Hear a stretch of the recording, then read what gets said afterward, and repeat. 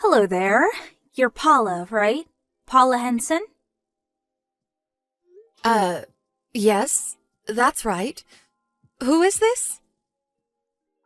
Well, if you must ask. I'm Andy's girlfriend. Excuse me? Who is this Andy you're talking about? Pardon me? I'm talking about your Andrew. Oh, I get it. You never called him by his nickname, Andy, is that it? It was always Andrew with you, huh? Guess he just doesn't have affection for you, lol. I never heard that nickname before, but if you're talking about Andrew, yes, he's my husband. I know all that. So that means you are Andrew's mistress. Is that what you're trying to tell me? How rude! Not a mistress. I'm his main woman. What are you talking about? What are you talking about? I'm the one that's married to him, so that makes you his mistress. Or better, his lover. Yeah, whatever. Makes no difference. He's going to marry me one way or another. I see. By the way, what's your name? I'm Sarah, a young and beautiful college student. How could he resist, right? Sarah, huh? Are you really having an affair with my husband? Are you sure you've got the right person? There are plenty of Andys around. How could I be a mistake? And besides, I got this line address from Andy's cell phone. I see.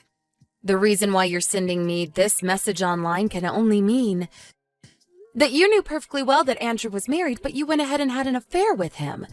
Is that right? Of course I knew he was married, lol. I saw his wedding band on his finger right off the bat. Oh yeah, I knew. I see.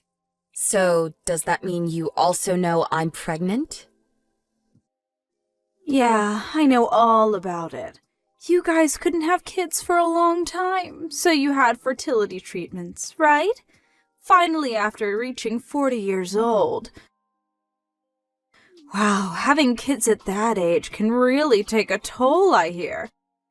I can't imagine doing that. Well, if you know that much, I guess what you're saying is true. You're really having an affair with my husband.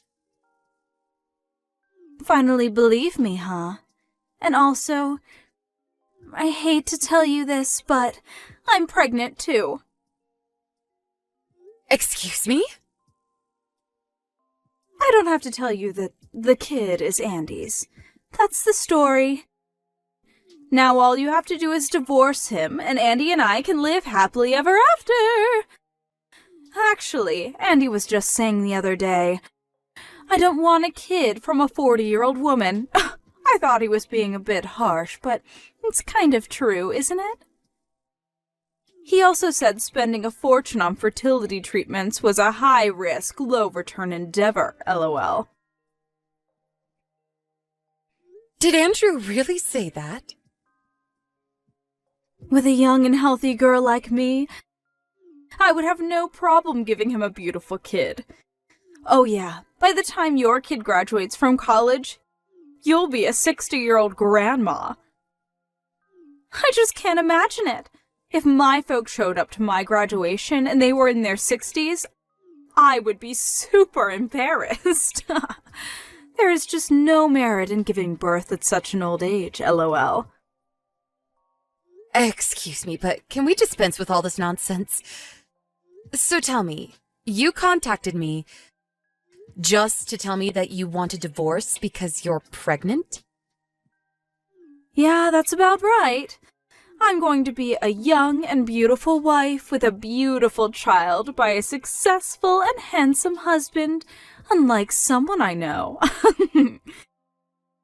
As for Andy, I'm sure he would much rather have a young and beautiful wife as the mother of his child. Don't you agree? So, just divorce him, would you?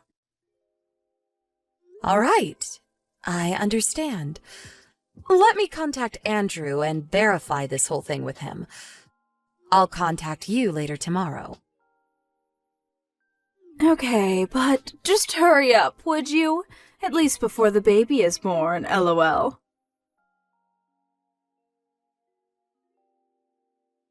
So that was the line message I got from some young girl named Sarah. Sorry to be an old lady. What do you plan to do about all this, Andrew? Well, I was just, Did Sarah really tell you everything? What the hell is wrong with her? What the hell is wrong with you, Romeo? Have you nothing to say?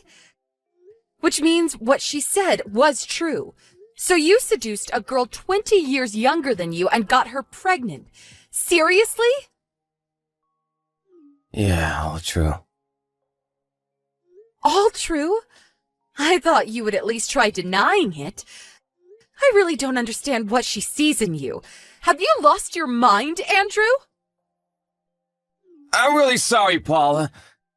I was just all stressed out with the fertility treatments and with work. She just sort of, took me off guard. I don't need any of those meaningless excuses. Since when have you been seeing this Sarah? I guess I met here in February of this year. So that means you've been seeing her for almost a year.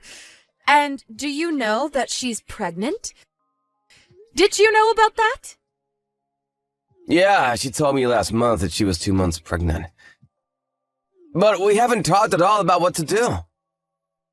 Pardon me? You haven't talked to her about any of this? What do you mean? Well, what to do about the kid. Will we have it or not? And there's the problem of money. You're really being irresponsible. You know that, right? Putting aside the fact that you had an affair while your own wife was pregnant, but you get this young girl pregnant and you have no plans on what you're going to do? Seriously? If that girl hadn't contacted me, were you just going to have 2 separate families and try and keep it all hush-hush? Was that your master plan? How the hell were you going to do that? You don't make enough to support 2 households. And besides, that kind of secret won't stay secret for long. Yeah, you're right. I haven't thought it all through. It's not financially feasible, I know, but we have some money from your folks every month. I did kind of think maybe I could work it out. Excuse me? Are you serious? Were you seriously thinking you could use money from my folks to support your little Jezebel? No, I wasn't going to rely on you. It's just that... How could it be any other way? You have totally outdone yourself, Andrew. The only solution I can think of is divorce. Huh? Seriously? Divorce? Of course! There is no other way. Do you really think I could continue living with someone who cheated on me? Even if we did manage to continue our marriage, it would be an uncomfortable existence. For both of us. And someday our child. Better that we get a divorce. I don't see any other way. But, well, I guess if you want that, I have no objection. You have your work, so you won't have a problem making a living and bringing up our child, but... Sarah, she's still young and will have a hard time alone. Okay, so there's no other option but divorce. Let's get the paperwork done as soon as possible. I'm going to gather some of my things and go over to my parents' place. With me pregnant and all, I was planning on going back anyways. I'll contact you later about the details. Maybe it will be better if we give this a bit of time. Let things cool down. We'll talk later. Hello, Sarah. It's been a while. Finally! I was wondering when you were going to reply. You've been ignoring me this whole week. I've been pretty busy, as you can imagine. Let's not waste any more time and get down to business, shall we? I talked to my lawyer yesterday. Andrew was there too.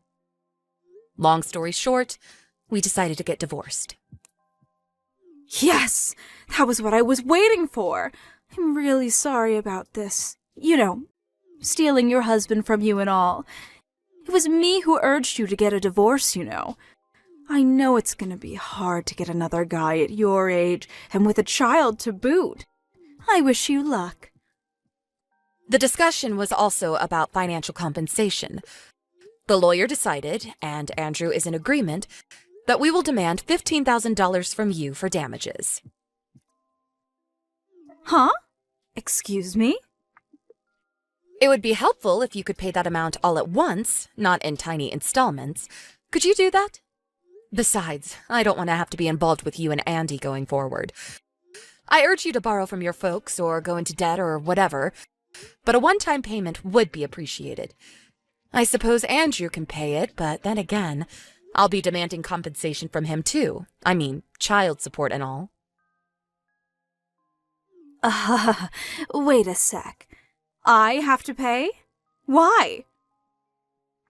Of course you have to pay. You had an affair with a guy who was married.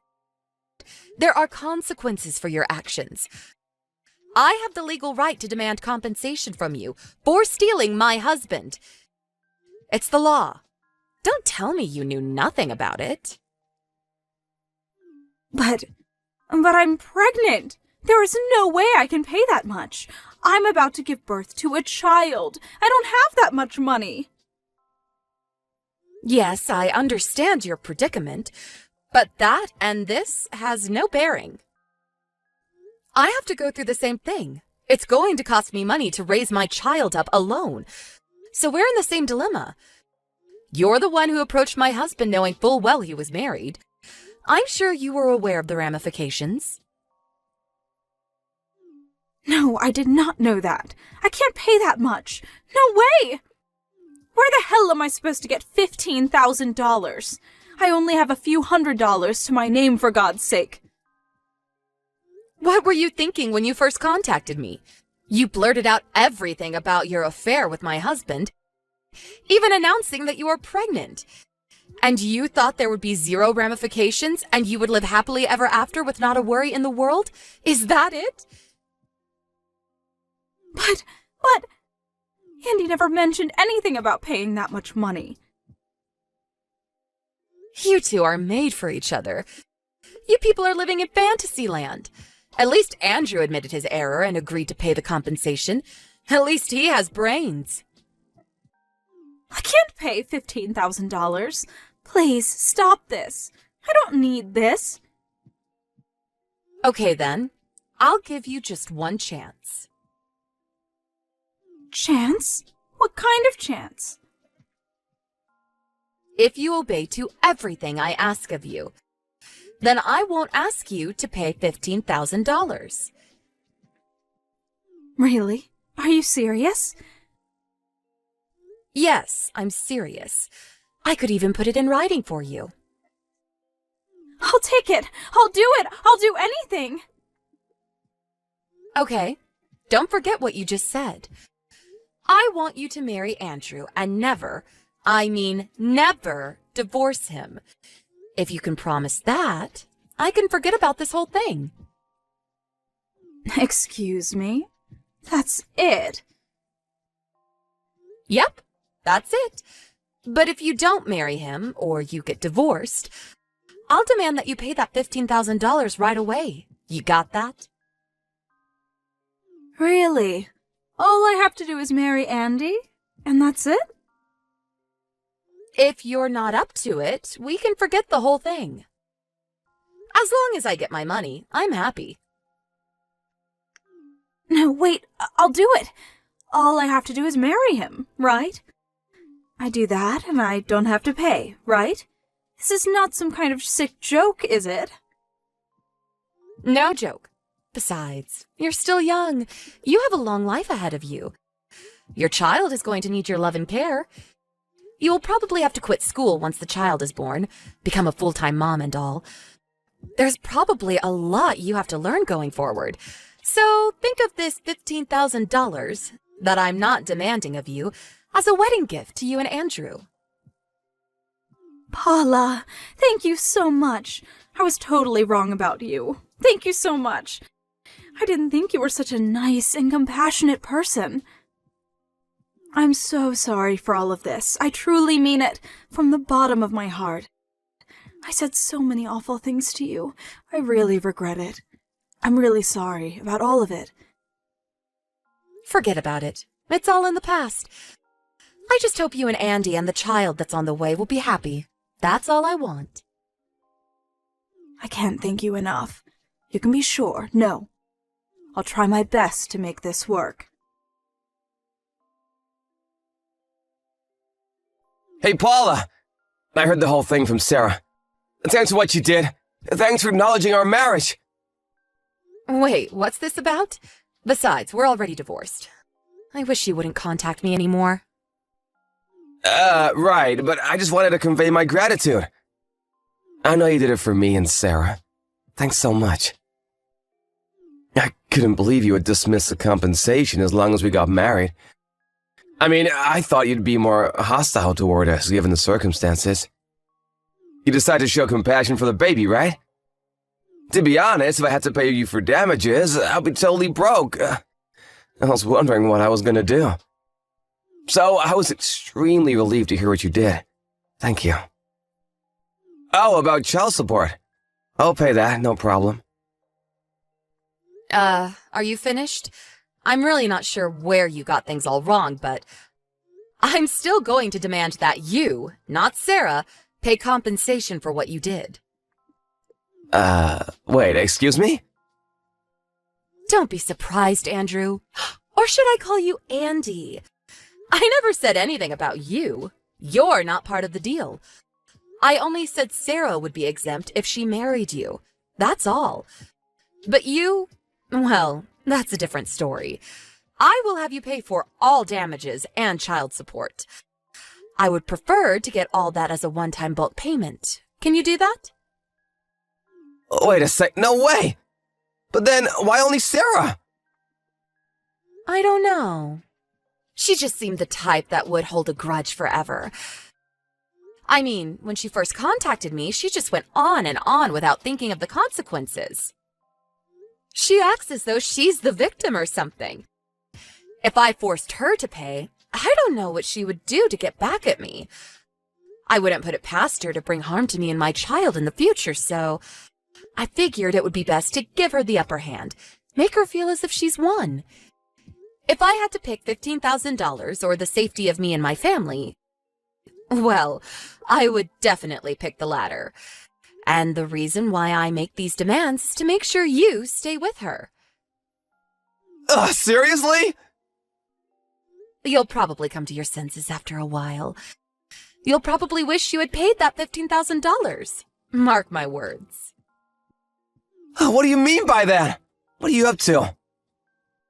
Oh, yes, I should tell you. You're going to be relocated to the company's subsidiary up north pretty soon. So expect to be called in soon. Wait, what? Up north? Relocated? Why? When did this happen? What do you mean, why? Don't tell me you forgot. You do remember, right? You got into the company you're working at right now only because my brother vouched for you. The only reason you got to the position you're in at all is due to my connections. But what do? Instead of being grateful, you have an affair with a young girl and you get her pregnant. And then there's the divorce. I don't see why you could even remain at that company. Actually, you should be thankful you didn't get fired over this.